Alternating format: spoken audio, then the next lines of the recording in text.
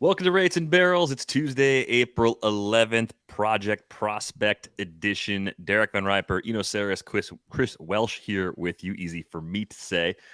On this episode, we are going to take a look at a few news and notes from around the minor leagues. We got a couple of prospects getting opportunities. We have some graduations from prospect lists early in the season. So we'll talk about some players maybe that have moved up. We've got a Stuff Plus report for the pitchers at AAA. So we'll talk about some of the surprises, mostly the pleasant surprises, perhaps a few unpleasant surprises there.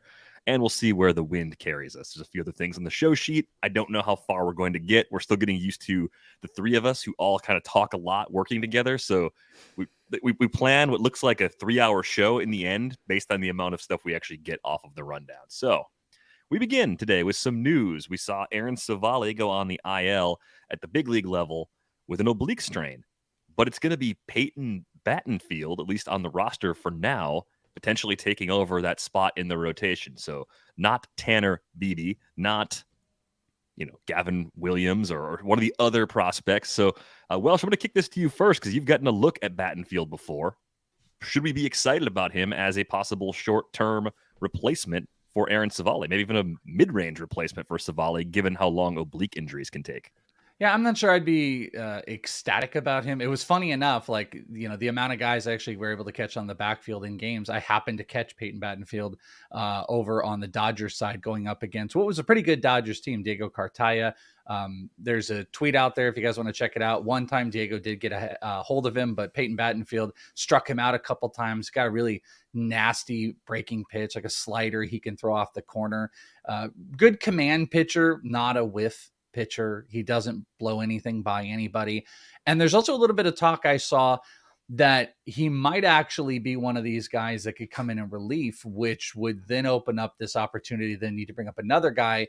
And there's an account I follow, Guardians Perspective. They have all the info on the Guardians that is suggesting that another pitching prospect with this team could be coming up, and that would be Logan Allen, one of the many Logan Allens that exist in the world of prospects, and they're all pitchers apparently. But Logan Allen would be another one of those guys. guys. Are even lefties.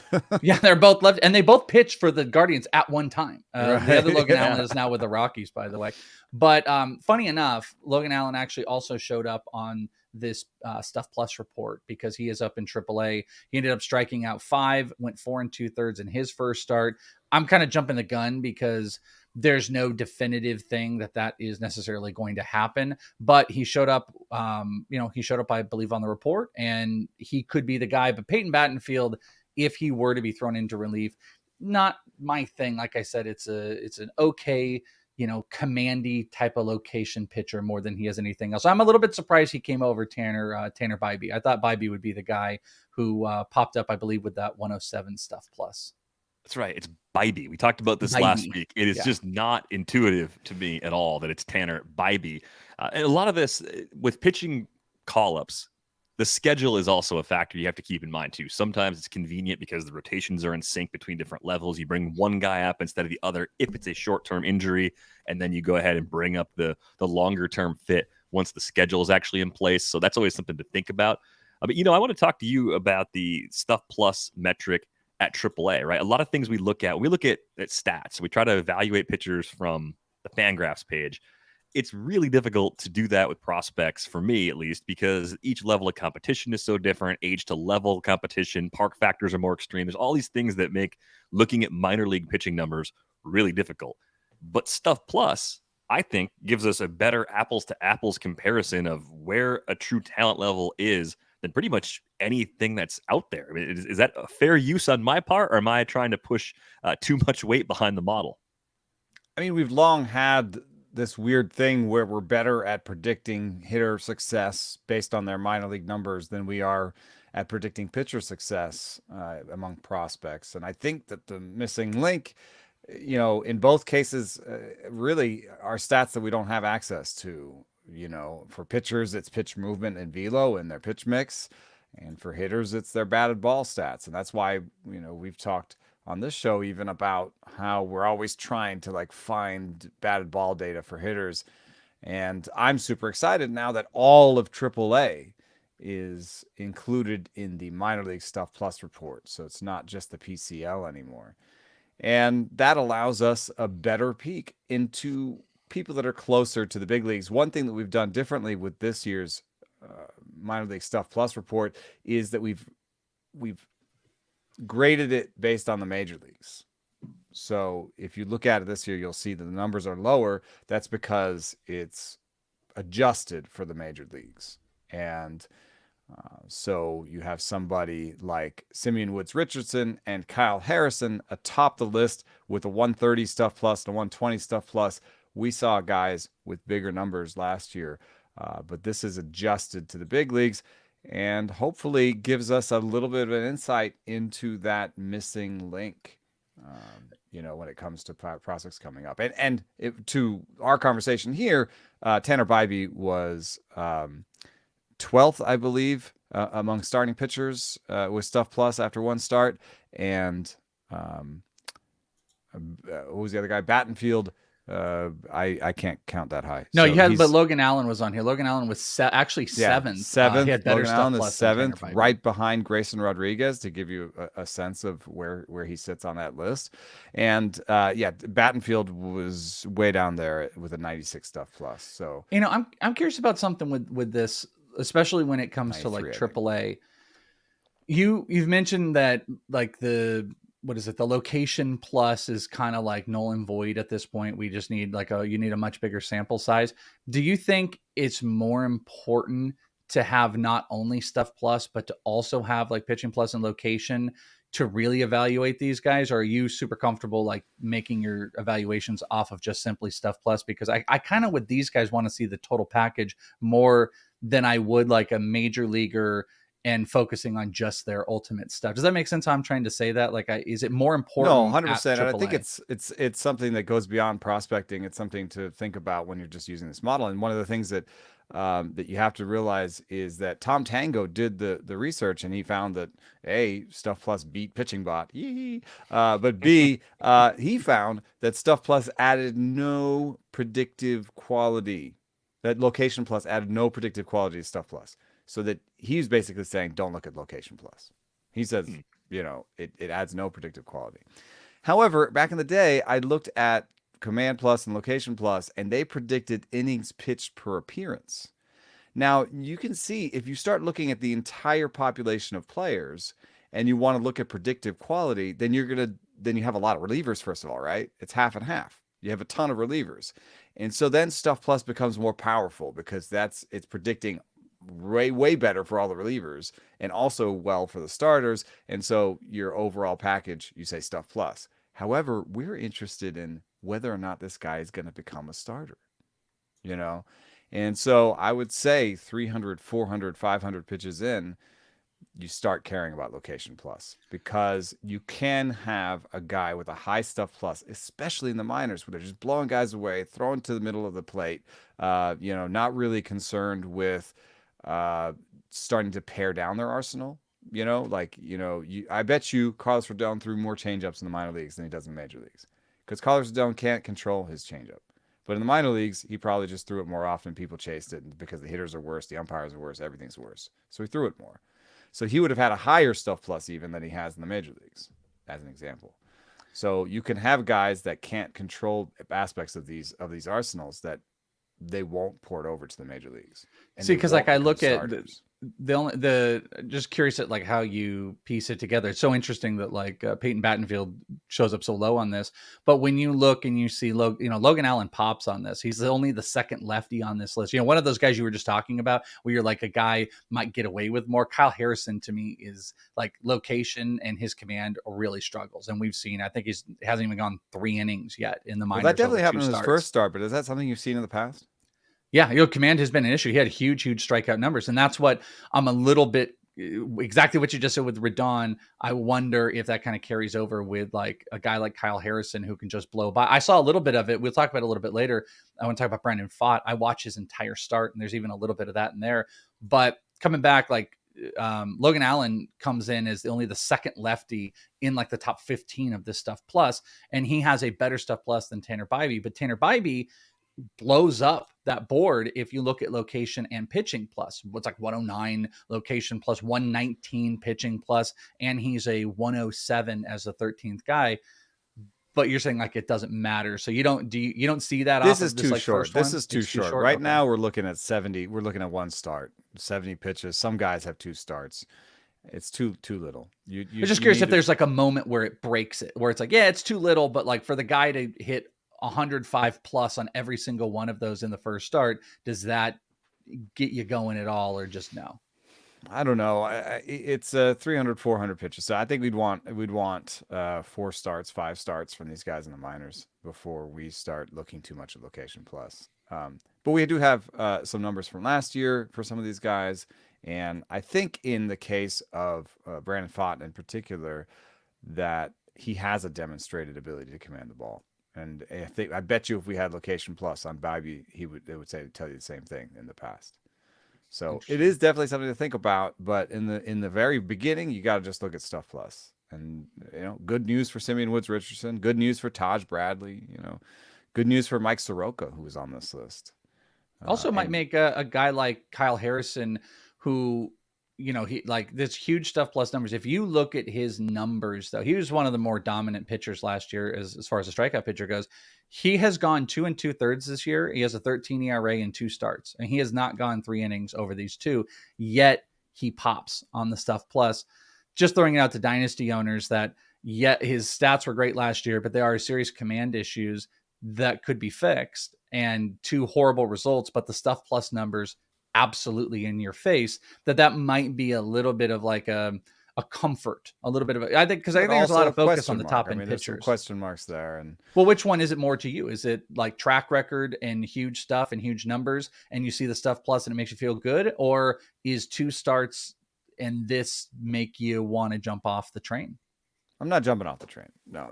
Somebody with this much stuff I'm interested in. But, if you're going to have me rank him against Grayson Rodriguez or, other pitchers, it would come into the effect. I would, even though Grayson Rodriguez is behind him in Stuff Plus, I would put him ahead of Kyle Harrison. Yeah, and I had him at 6. I got him at 6 on my list. So just, I have 5 guys ahead of him right now, but I don't think I'm going to make any moves off of those 2 starts. And the Stuff Plus kind of makes me feel good that at least it's still there. The command is not. Yeah, well, it's early going for everybody, and somebody asked me about the major leagues and said, why are these established guys blowing up? And it's never just one thing. Sometimes it's just early, for some of these guys. Sometimes it's spin enforcement is up and spin is down. Dealing with the shift has changed how people are pitching and how people are dealing with it. So I'd rather see a little bit more information on Kyle Harrison. So I think about Harrison from a redraft perspective, because from a keeper and dynasty perspective, no one should be doing anything based on 2 2/3 innings. I think most people listening to the show understand that. If anything, if there's someone in your league panicking in a long-term league, you're swooping in and making a move because you're getting a slight discount right now. But Harrison, in deeper leagues, deeper redraft leagues where you were stashing maybe one prospect to begin the year, maybe he's further away than you think. That's maybe the most actionable thing about this, is saying, okay, if the location is this poor right now, this isn't going to be a thing where he can come out, have 2 or 3 really good starts, and then be the Giants' best option.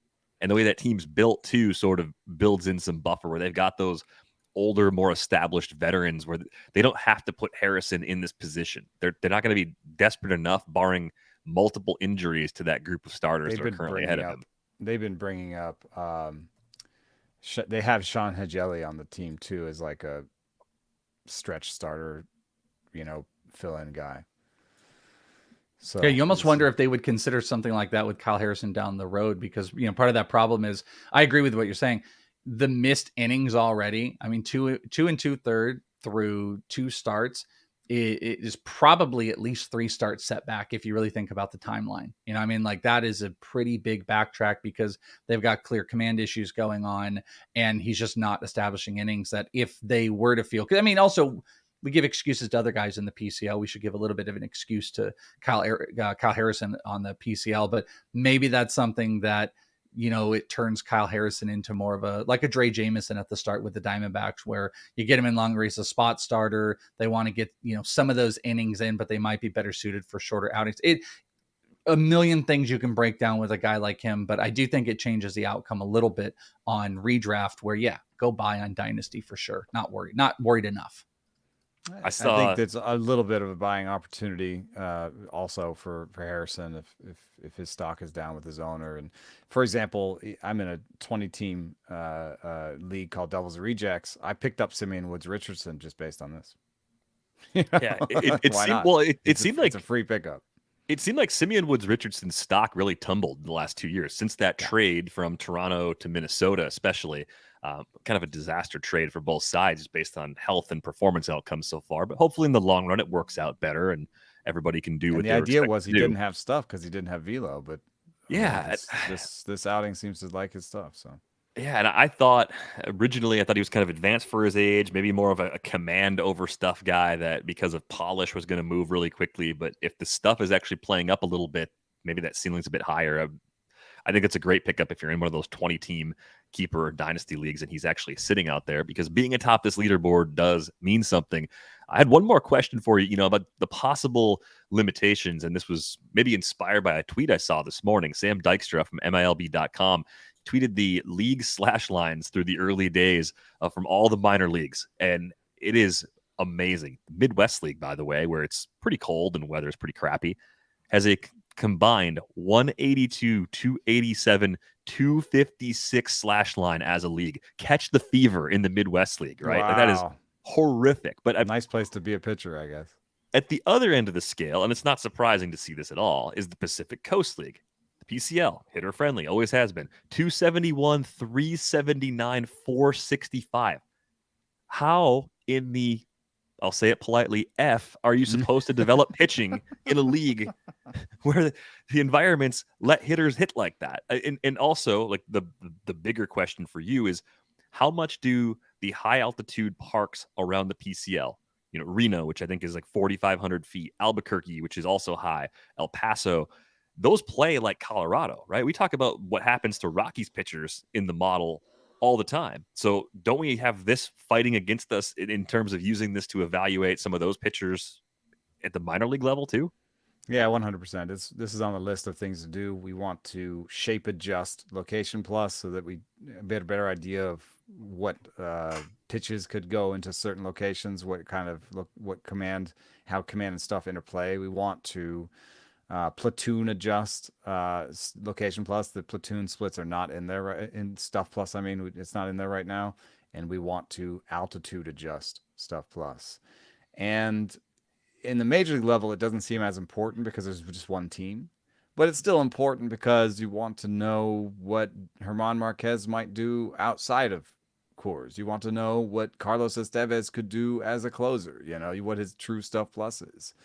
And so, it's meaningful there, but it's also super meaningful in the PCL as you bring up. And that's one reason why I'm not. Also, there's a little bit of a question of how much time is spent cleaning this data.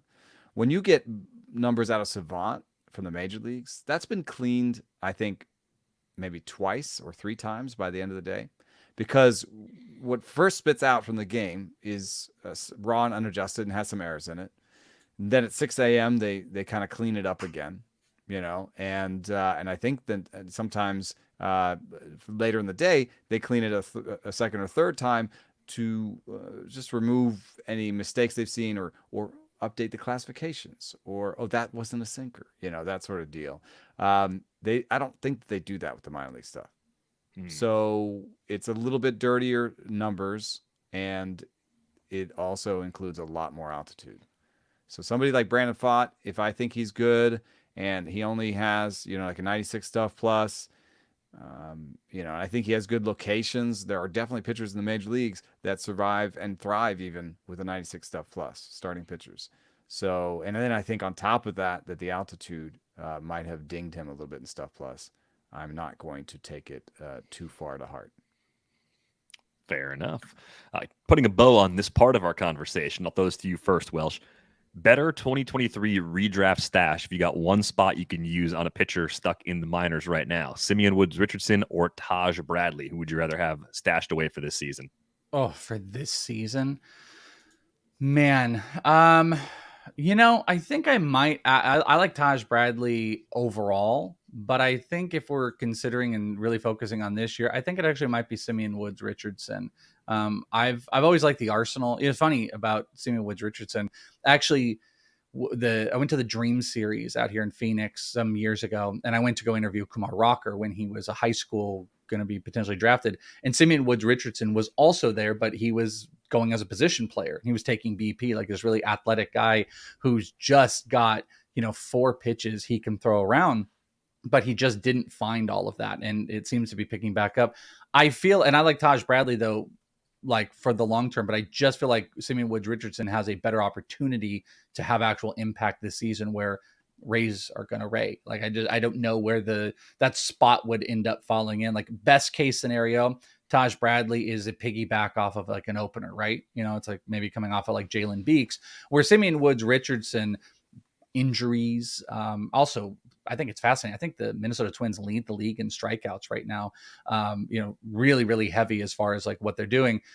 If there were to be any injuries, it kind of feels like he would be one of the next guys up, especially with some of the metrics working in his favor. So Simeon Woods Richardson, I think, is a better this year stash than Taj Bradley at the moment.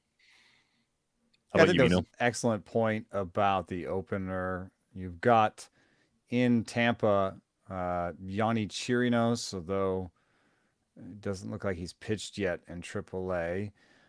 You've got Luis Patino, who hasn't pitched yet in AAA, but was one of the most improved Stuff Plus in the spring. And then you got Taj Bradley. They're all behind Josh Fleming, who is the 6, but pitching as the 5, because you got Tyler Glasnow coming back. Yeah. So I think in ahead of Bradley, you would count Glasnow, Fleming, Patino, and maybe Chirinos. Whereas over in Minnesota, I think it's Bailey Ober and Simeon Woods Richardson, and they're pitching in the same place. So Woods Richardson could leapfrog him. And you've also got a rotation of veterans that have been hurt before. Tyler Mahle's been hurt. Pablo Lopez has been hurt. Sonny Gray's been hurt. Kenta Maeda is just coming back. So there's a lot of possibility for injury there, and Woods Richardson is closer. I think that maybe Bradley is better long term, but I don't know. I want more stuff numbers. Yeah, I think my lean would be the same though. For shorter term, it's Simeon Woods Richardson. Longer term, I still think the ceiling's a little bit higher with Taj Bradley. I think the way the Rays would use him, as Welsh said, would be my biggest concern if you're trying to map that out for the rest of this season. One other positive to throw in real quick was Simeon Woods Richardson, not to go belabor it, but also on the 40-man. So I just want to throw that out. That's actually a nice little extra Bradley's benefit. Bradley might be, but not even focused on that. Was like if Simeon Woods Richardson was not on the 40 and Bailey Ober was there, it might be an excuse. That excuse isn't there because he is listed on the 40-man roster. So that's a positive for Simeon Woods. I believe Taj is as well. I'd have to go swoop over and look. Okay. Yeah, I double checked it. Yeah, he is on there. So that's another key thing to think about, though, when you're looking at which prospects to stash, and if there's someone who's similar in skills, someone who's similarly valuable, projected similarly, they might have that edge to get the first call, and you may end up waiting a few extra weeks to get that opportunity. I want to ask you guys, what else is in your early season evaluation toolbox when we're looking at minor leaguers or guys who are working in the big leagues for maybe the first time, or they're still very early in their career? This was something that was thinking about watching the Ken Waldichuk struggle against the Rays back on Friday. I think that was when he was getting knocked around there. But what else matters to you guys when you're looking at limited samples, guys scattered at all different levels, different competition, or guys trying to make adjustments for the first time? And, like what beyond the Stuff Plus model, like what else could make a big difference for you right now? Among minor leaguers? Yeah. There's a lot of research into called strikes and swinging strikes that suggests that they're equally valuable. And that makes sense to me, and it is sort of a marriage of stuff and location. But swing strikes become stabilize faster, or become meaningful faster, and so swing strikes are something that I look for in the minor leagues. And I know I'm jumping ahead on this rundown, but A, I read the rundown, and B, we're never going to get to all of it. So Joe Adell right now has a 28.6% strikeout rate in the minor leagues. He is scalding the ball. I'm not necessarily going to look at that 735 ISO because am I looking at You Wander sure? Franco's 750 ISO and saying he's going to keep that up? And it's ISO is probably the noisiest stat, or the slugging percentage is the noisiest stat that might be in anybody's toolbox. So I'm not looking at that. I am interested. His strikeout rate is down, but his swing strike rate is not meaningfully different than it was in the past. And so I do see a higher walk rate, and there's a chance that some of his approach has changed. But we've seen higher walk rates from him in the minor leagues that have not translated to the big leagues in the past. So I'm looking at Joe Adell's line, and I feel about the same about him as I ever did, which is I don't know if he's going to make it with this strikeout rate.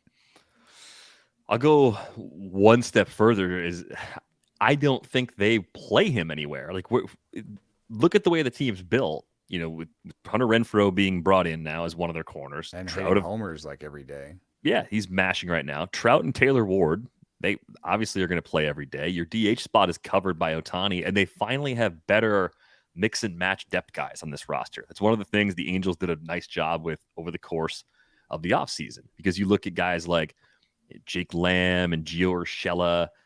Brandon Drury kind of plays every day, and even Urshela maybe plays most of the time as a shortstop, but they're not as thin as they've been in the past. So the last guy on the roster is going to play less than usual.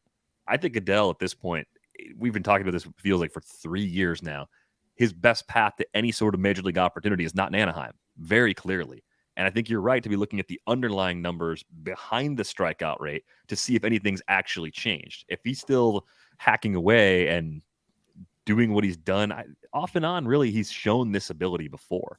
Look at what he did last year at AAA. He only played 40 games there. He had 13 homers.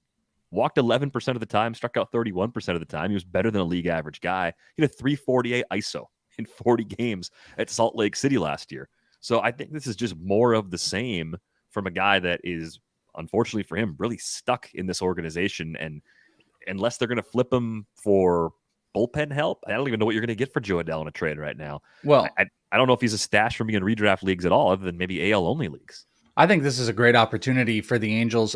Watching Jose Suarez pitch last night really should be a reminder that anything that they have that's valuable in their system, they should trade and they should go get pitching, because Jose Suarez was horrific. And we're at a point where it's like, how much longer can this team justify all this awesome stuff that happens on offense and put out guys that can't give up less than 4 and 3 innings? And what I'm saying here is I would take Zach Neto. I would take Joe Adell's hot start and move anything you can. I think you can. Neto might be the one I held on to just because shortstop has been an issue for these guys. I don't disagree, but I also just think take anything. They're progressively moving. They have the youngest hitter in all of the minor leagues going. They're pressing, moving over extended spring training. Edgar Cuero, they're moving. I mean, they are just doing the same thing. Call any guy that shows any success. See if you can take Avisail Garcia's contract off their hands and hand them Adell, and they'll give you a pitcher for it. Yeah, but Adell, this is a prime opportunity for them that I think they should be aggressive, because adding to what you were saying, one thing I think is kind of interesting, though the numbers don't pop to you or anything like that, but take it what Joe Adell is doing in the minors with no information of anything changing. And then look at Jared Kelenic, openly, we know the whole story, finally letting outside people come into his little circle, working more in drive line. Saw an incredible spring, and now he's hitting 300. And, he makes a diving catch the other night, stealing bases. But Adell's been a drive line for 3 years. Yeah, but my point is Joe Adell has done nothing different. Jared Kelenic is doing something different, and we're seeing new results. You'd think as a different organization might think. And there's to some extent, there's just no one's given Adell a full shot yet. What if you gave him 400, 500 plate appearances? Look what the Cardinals are doing. Strikeout rate actually be? The Cardinals went to Nolan Gorman this offseason. We're like, you can't hit high fastballs. That is your crutch. You need to fix this. And that is what he focused on. Guess what? That's Joe Adell's crutch. I mean, Joe Adell's unfortunately can't hit all of them, but the high fastball, that has been a well-known thing for him for quite some time. Josh Lau, is he making some, or Josh Lowe? Low. He's a low. Brandon's a low. Yeah, right, but sorry. go get Adell somewhere with an organization that can put that type of focus in and make a change. Even if Jared Kelnick isn't going to be super sticky and keep forever, K percentage dropped a tiny bit. It's still over 30%. He's making great defensive plays. He's doing something more. There's just nothing outside of he's hitting 6 straight games that makes us feel good about Joe Adell. Given that context, actually, what I see in Joe Adell's stats this year is that he's probably just laying off the high fastball. Yeah, that sounds about right because he can't hit him. He cannot hit his own. But that doesn't necessarily mean it's going to work any better in the major leagues. No, and that's why I'm not a buy on him whatsoever. Just adding to what you were saying, DVR, things I look at, I really try to focus on obviously velo sustainability, pitch sustainability. If I'm looking at pitchers, also something I'm really fascinated with too, and what I've likened it is with Dre Jameson. Is how catchers were treating them and seeing how that's going to monitor into the year. Like that first Dre Jameson, when he replaced Madison Bumgarner, he was more slider than anything else. And he had Gabriel Moreno at catcher. And then when he came in that next, I don't think it was a spot start, but he came in again. Jose Herrera was his catcher and they went away from the slider. So pitch usage is something I really want to monitor because Jameson was awesome when he was all slider. And then Herrera, fastball. He got banged up a little bit. And then what did he do against the Padres? Nelson Cruz comes in. They come to the mound. Dre Jameson, 3 straight sliders to strike out. Nelson Cruz ends the game. He needs to throw his slider a whole bunch more. So it's watching the pitch mix and making sure velo sustainability is out there or something. That's also the main volatility beyond atmospheric effects. That's the main volatility in Stuff Plus because Kyle Harrison's number is so high because he didn't make it out of the first inning. So he was still pumping fastballs and his fastball has the best Stuff Plus out of all of his pitches. Now that's still good news for him long-term, right? He has this awesome fastball, but his Stuff Plus is going to be lower if he throws the secondaries more in his next start.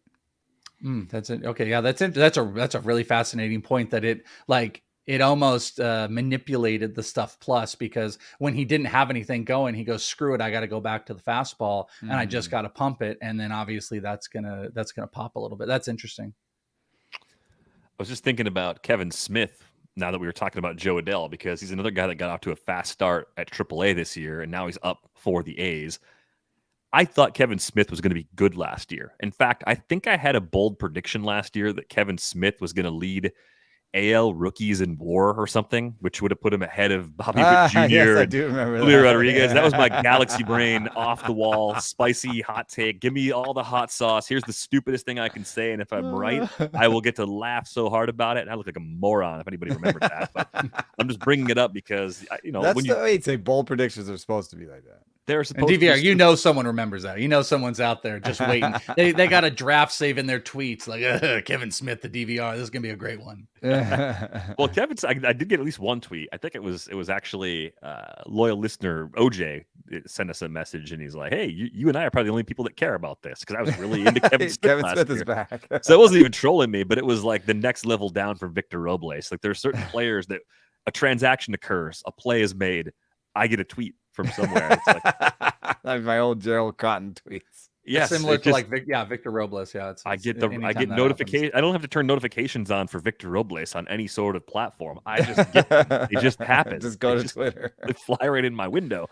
But Kevin Smith, we saw a lower K rate in the 7 games. Much lower. 7 games at AAA.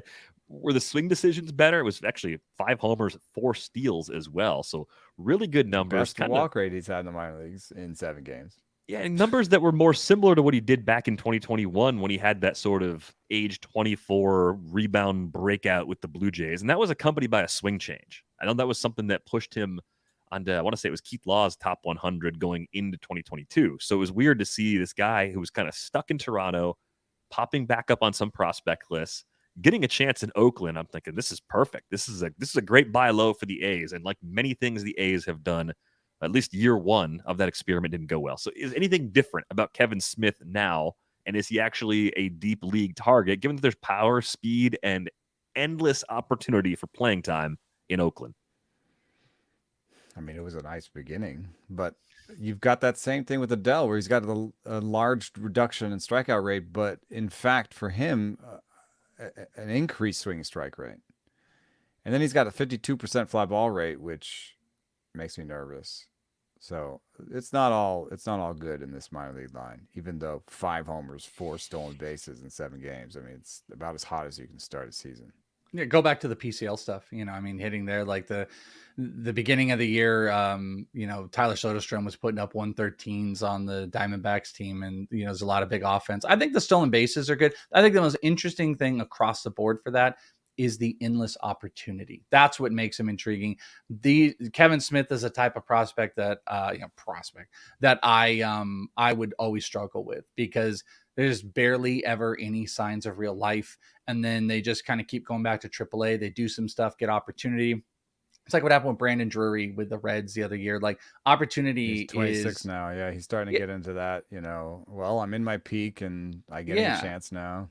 Like, so I could get with it with that, but that wouldn't be a big aggressive thing I would have. But I just don't think anybody's going to stop him. So sure. Yeah, I think this is Why interesting, is he but I don't think up? What was the corresponding move? Oh, one of their terrible players who shouldn't be in the big leagues got hurt, I think. It's like create a player roulette. Like, just try to pretend and see if you Peterson? Names. No, actually, Jace Peterson's at least a big leaguer. Right. Oh, I think it might have been Seth Brown. No, Seth Brown went on that. It was actually one of their good players. It was Seth Brown. Yeah. So it was a large share of playing time that opened up, but he didn't even need that. And I'm defending Kevin Smith now. This is my Tuesday has gone to absolute hot. Last season, Kevin Smith, 7.8% barrel rate. I'll take that. And it was a pretty bad strikeout to walk ratio. It was like 5, almost 6 times as many Ks than walks. The slash line doesn't meet the contact quality here. Like a 180, 216, 302 is horrific. You should have 0 barrels. Barrel rate and nearly 200 plate appearances for his career. Yes, there's something there. There's something there. There's enough there for the A's to say, let's just see what happens for 6 weeks. And if it's not working out, fine. Send him back to Vegas and let him mash in Vegas some more. He could be Seth Brown with speed and more positional value. I mean, that would be a good fantasy asset. But like, what level is Kevin Smith, DVR? Is he deep league, pick him up because maybe it works out and you've talked about Kevin Smith's breakout? Or is it like, watch what he does over the next couple of days and then pick up? We talked about Edmundo Sosa on yesterday's show, getting that opportunity in Philly. I mean, is it that different? Probably not. Sosa's career strikeout rate in the big league is a little bit lower. Also doesn't walk, but does show a little bit of barrel ability, has a little bit of pop, has a little bit of speed. It's probably similar to that. And I think in a 15-team mixed league where you're looking for that last spot on your bench, throwing a buck or two in fab out of 1,000, I think you could waste money on worse players somehow, believe it or not, even though the slash line last year would say that's the worst player you've ever picked up. It's brutal, absolutely brutal. Graduated prospects, also a thing that's happening early in this season. We got into this just a little bit, I think, at the end of last week's show. Corbin Carroll, Gunnar Henderson, Josh Young, Hunter Brown, Spencer Steer, Ken Waldachuk, among maybe even a few others, and more to come, of course. Yeah. Do you like how quickly players graduate off of the lists that you make, Welsh? Like, does it kind of drive you crazy, or does it actually get you kind of excited that you get to see some fresh names moving up? It gets me excited because you look at the same names forever. And there's also this element of like, there are guys that you want off. I will tell you, I wanted Spencer Steer off this list because it's like, how do I do with Spencer Steer? Like, I kind of like him. He's playing, but like, I want some of these guys to go off. And there's kind of the fresh eyes look when I got to take Gunnar and Corbin Carroll off, and you start to really like pay attention. Here's your new number one, and this guy just moved up, and having the realization that this guy is now a top 20 player. I think it gives me like different value perspectives of when they start to come off. And I think, as I mentioned in the show last week as well, one thing that I think is really fun to start toying with this idea is by the time May comes around, you are going to have players that were ranked around low 30s and whatnot that might end up being pseudo top 20 prospects just by virtue of graduations and people not jumping in and moving a whole lot of players up. So it just kind of gives you some new inherent value. But yeah, when the graduations start to happen, I've got brand new top 100 players. And personally on my list, some of the guys that jumped into the top 100 are some old faves that have had really good early starts, particularly just throwing out one that I love. And I've really been rooting for is like Khalil Watson, who famously last year had like a 45% strikeout rate for some of the early goings, but so far so good in his first couple starts. In the first couple games, already got a homer, got a stolen base, hitting over 400, which is what you want to see, and has more walks than strikeouts at high A right now. And that to me, I did talked on my Prospect One show earlier in the year that like, I didn't have a lot of spring training quantifiable stuff of why I wanted to say that he was going to break out outside of his manager saying he looked like one of the best. And now you're seeing it in game. He's not striking out. All the tools are in play. And that's a guy that jumped back into the top 100. So just kind of throwing that out as guys are graduating, it's more excuse to move some players up and maybe even be a little aggressive early on in ranks. Yeah, I imagine staring for years sometimes at the same names actually gets frustrating. I mean, it's just the nature of Luis ranked Urias prospects. was a famous one. Our mutual friend James Anderson and I had about an entire offseason where we were just like, we want him the hell off of this list. Like, what do you do anymore? And that just happens with these guys. Like, if because I were to start, you had them high, but they're getting older, and every year they get older, you should probably drop them if they're still on it. But and you're battling like proximity versus like the new hot Right. and young and up and coming guys, and that's where it's like I would like you to go. Like, if I'm being honest, I kind of want Francisco Alvarez to go away. I kind of want him off the list because it's like I like the bats going again, but he was a little, stopped. Oswalt Peraza is another one of those. Get off the list, please. Let's just graduate so I don't have to look at it anymore, because then you're really starting to have this battle of like, what do I value? This guy who can compete this year, who's had some decent major league results, but questionable minor league or whatever, compared to the next big up at Miguel Blaze with the Boston Red Sox, or Anthony Gutierrez, who's one of the youngest players. Yeah, that's the ultimate battle for me is young floor ceiling versus proximity always. Yeah. I think there's a lot of opportunity here in this process, and we've seen it already in the past. Carson Sestouli had a column on Fangraphs. What was it called? Prospects. Something about prospects, but Fringe 5. There it is. Fringe 5. PVR had it. Yeah. Came to my brain right at the same time it came on the screen. Fringe 5. And the whole idea was these are players that are not on lists right now, but maybe they're not on lists just because of the cyclical nature of lists. We have the big list before the season, and then we have the mid-season update, and then we have the postseason update. But there's all these ups and downs and graduations going on between. A real list would be fluid, and yet that's impossible to ask of, especially of public prospect workers who, for the most part, are part-time. There's a few full-timers, and then there's a lot of people just doing this for the love of it and doing it as a hobby. So, asking them to just, what's your top 100 right now, like, a week after the season starts, I need to know right now. And so he actually created an opportunity for himself with a major league team where he is sorting through the prospects that are in between these lists and maybe popping up due to performance, but not in front of not due to scouts. That sort of said performance prospects is a word I use sometimes. That's kind of like the Robo Scout stuff you and I did an episode on. Yeah. Like a Von Brown would be one of those. Justin Durden, those would be the Fringe 5 guys for sure. I think Jonathan Aranda actually might be in that Fringe 5. I think he actually, to me, is the quintessential one of like, playing time versus production versus what we've seen before. He might be a bigger name. He's a hard one to put down right now too, and you might be just itching for him to get off. I want him off. He might be number one. I was scrolling through my list as we were going, and I was like, what position does he play, and what is his Aranda. opportunity with the Rays? Really, we saw Vidal Brujan go through this already, and like, Brujan's probably still got to be on some list somewhere. He's not. No, I think he graduated. He graduated. He found his way. Took a lot more time than it should have, but it actually happened. The Fringe 5 originally, I think, was a whiteboard on the wall near my desk, because back in the day, Carson Sestouli was working at RotoWire part-time. Like he crossed paths in Madison, so he was working at RotoWire for a little while, probably 10 years ago now at least. Charlie Blackmon was on that board once. I remember distinctly. Charlie Yes. Blackmon was on the Fringe 5 board. I don't know if that was his biggest hit ever. Charlie but and I have a good among the biggest. relationship just because I pointed out that my homeboy was Carson Sestulin. He's like, yes, I love Carson. He put me on the map.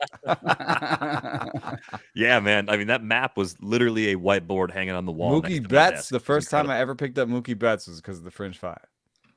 Yeah, I think it's kind of a fun exercise. I mean, I know there have been all sorts of systems to try and dig up players like this, and it's like the most fun part of evaluating players. Casey Schmidt maybe would fit. A lot of times it's guys who are a little old for the level.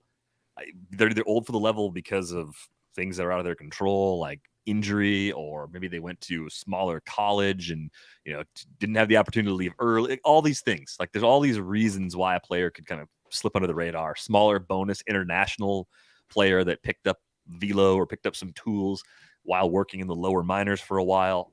Lots of ways to make a list like this, but I always thought that was a really great feature that Carson put together.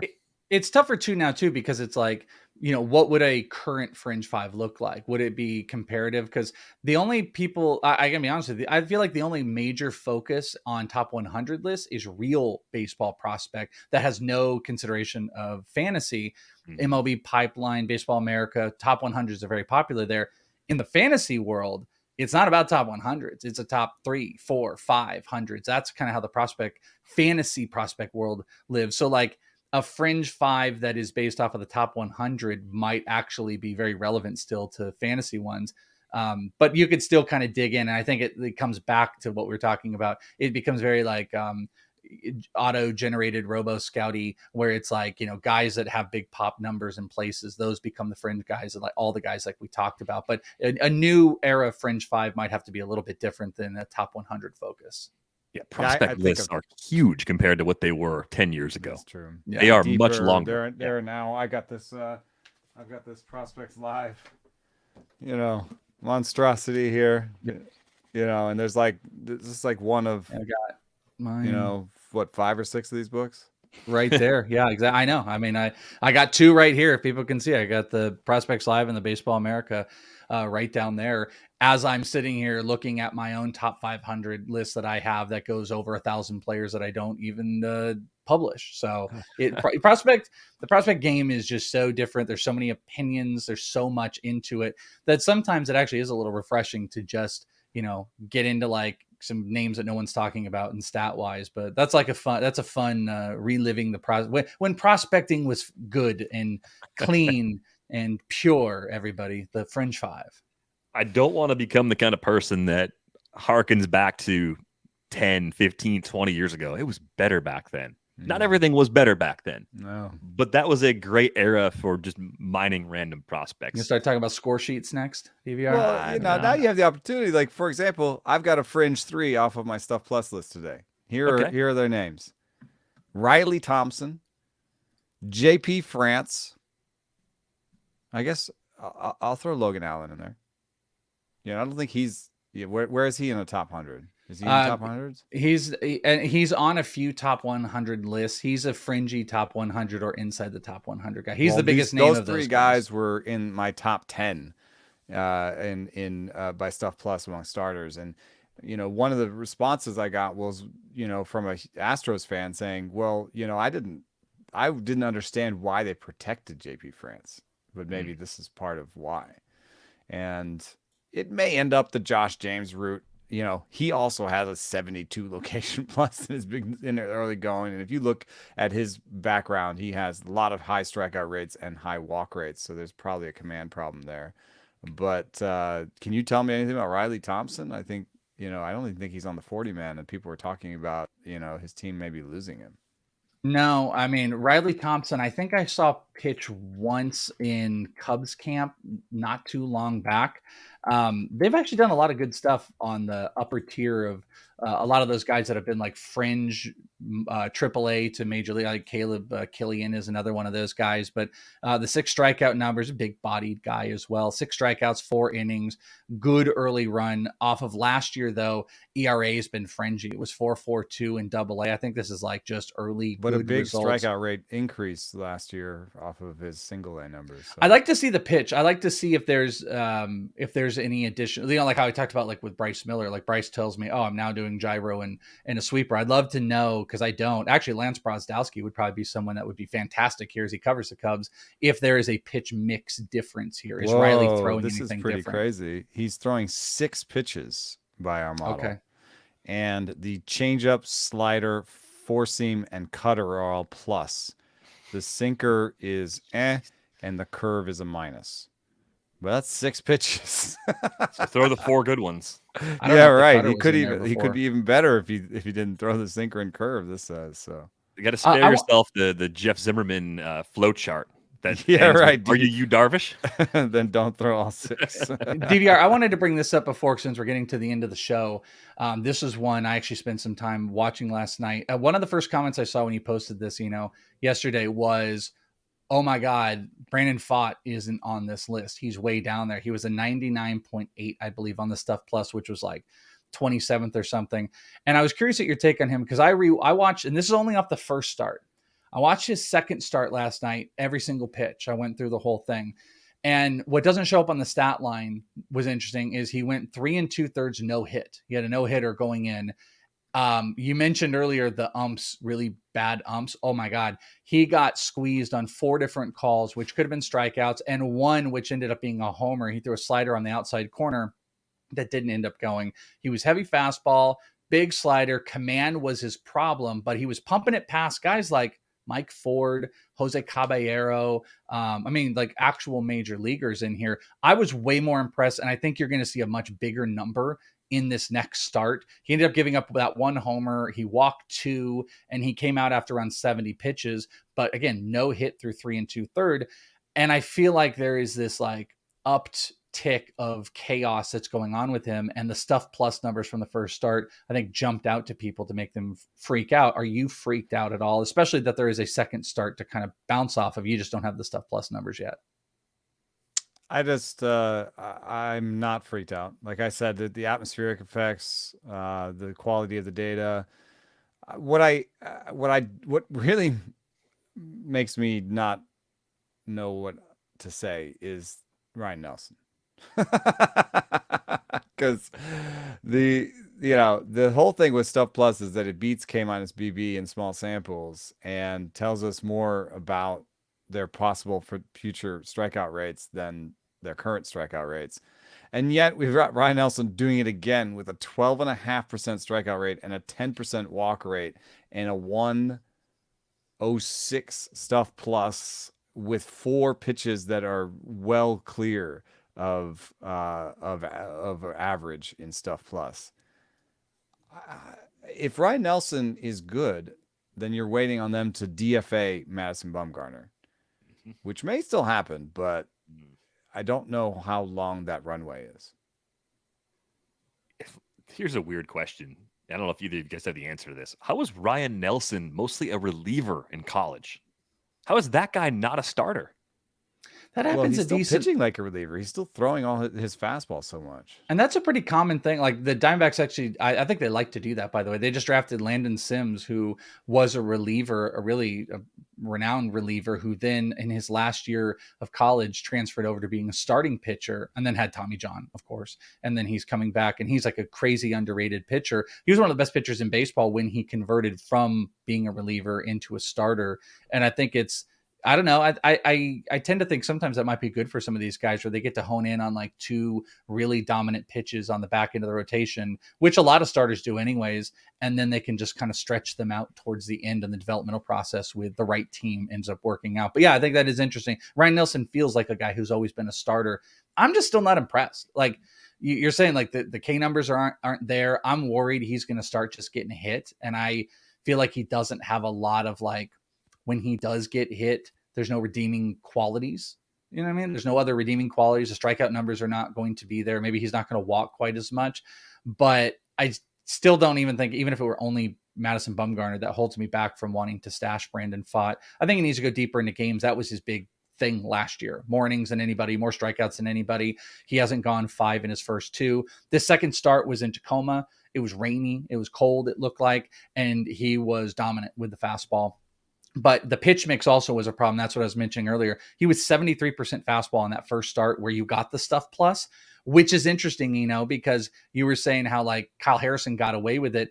He practically only threw the fastball in that first start. We didn't get to see that slider, which may have also altered Brandon Pfaadt in putting up bigger Stuff Plus numbers. I'm dying to see what this next start is going to be and see if it gets any better. I've got 2 starts in here.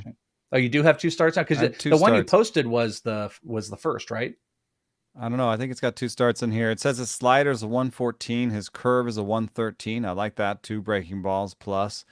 The 4-seam is a 97, which will play in the major leagues. And it doesn't like his change, but A, he could with a slider and curve ignore the change, and B, a 15 pitch sample for changeups is not enough.